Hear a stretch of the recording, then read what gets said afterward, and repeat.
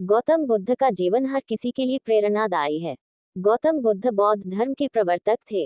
इनका जन्म 483 ईस्वी पूर्व तथा महापरिनिर्वाण 563 ईस्वी पूर्व में हुआ था। बचपन में उनको राजकुमार सिद्धार्थ के नाम से जाना जाता था। बौद्ध ग्रंथों के अनुसार गौतम बुद्ध के जन्म से 12 वर्ष पूर्व ही एक ऋषि ने भविष्यवाणी की थी कि यह बच्चा या तो एक सार्वभौमिक सम्राट या महान ऋषि बनेगा। 35 वर्ष की आयु में उन्हें ज्ञान की प्राप्ति हुई थी। वह संसार का मोह त्याग कर तपस्वी बन गए थे और परम ज्ञान की खोज में चले गए थे। आइए आज हम आपको सिद्धार्थ के महात्मा बुद्ध बनने तक के सफर के बारे में बताते हैं। जन्म काल। बुद्ध का गोत्र गौतम था। बुद्ध का वास्तविक नाम सिद्धार्थ गौतम था। उनका जन्म शाक्य गणराज्य की राजधानी कपिलवस्तु के निकट लुम्बिनी में हुआ था। बुद्ध के जन्म के 7 दिन के भीतर ही उनकी माता का देहांत हो गया था। उनका पालन पोषण उनकी मौसी गौतमी ने किया था। शिशु का नाम सिद्धार्थ रखा गया था। शाक्य वंश के राजा शुद्धोधन सिद्धार्थ के पिता थे।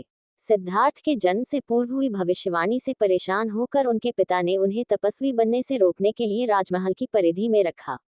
गौतम राजसी विलासिता में पले बड़े, बाहरी दुनिया से आक्रांत, नृत्य करने वाली लड़कियों द्वारा मनोरंजन, ब्राह्मणों द्वारा निर्देशन और तीरंदाजी, तलवारबाजी, कुश्ती, तैराकी और दौड़ में प्रशिक्षित किए गए थे। कम उम्र में ही उनका विवाह राजकुमारी यशोधरा से करा दिया गया। दोनों का एक पुत्र भी हुआ, जिसका नाम राहुल था। सिद्धार्थ बचपन से ही अत्यंत करुण हृदय वाले थे।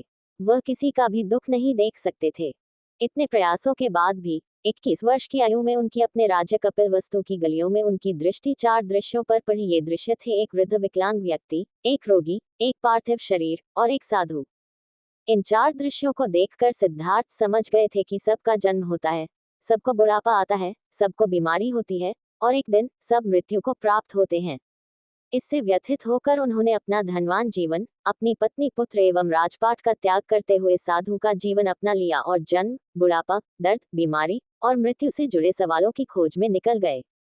सिद्धार्थ ने अपने प्रश्नों के उत्तर ढूंढने शुरू किए। समुचित ध्यान लगा पाने के बाद भी उन्हें इन प्रश्नों के उत्तर नहीं मिले। फिर उन्होंने तपस्या भी की, लेकिन अपने प्रश्नों के उत्तर नहीं मिले। इसके बाद कुछ और साथियों के साथ अधिक कठोर तपस्या प्रारंभ की। ऐसे करते हुए 6 वर्ष व्यतीत हो गए। भूख से व्याकुल मृत्यु के निकट पहुंचकर बिना प्रश्नों के उत्तर पाए वह कुछ और करने के बारे में विचार करने लगे थे।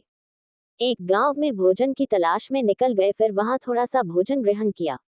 इसके बाद वह कठोर तपस्या छोड़कर एक पीपल के पेड़, जो अब बोधि वृक्ष के नाम से जाना जाता है, के नीचे प्रतिज्ञा करके बैठ गए कि वह सत्य जाने बिना उठेंगे नहीं। वह सारी रात बैठे रहे और माना जाता है यही वह क्षण था जब सुबह के समय उन्हें पूर्ण ज्ञान की प्राप्ति हुई थी। उनकी अविद्या नष्ट हो गई और उन्हें निर्वाण यानी बोधि प्राप्त हुई और वे 35 वर्ष की आयु में बुद्ध बन गए। बुद्ध को शाक्यमुनि के रूप में भी जाना जाता है। 7 हफ्तों तक उन्होंने मुक्ति की स्वतंत्रता और शांति का आनंद लिया। प्रारंभ में तो वह अपने बोधि के बारे में दूसरों को ज्ञान नहीं देना चाहते थे। बुद्ध का मानना था कि अधिकांश लोगों को समझाना बहुत मुश्किल होगा। मान्यता है कि बुद्ध को स्वयं ब्रह्मा जी ने अपने ज्ञान को लोगों तक पहुंचने का आग्रह किया था, फिर वह इस पर सहमत हो गए। इस तरह उन्होंने अपना पहला धर्मोपदेश उत्तर प्रदेश के वाराणसी के पास सारनाथ में अपने पहले मित्रों को दिया था।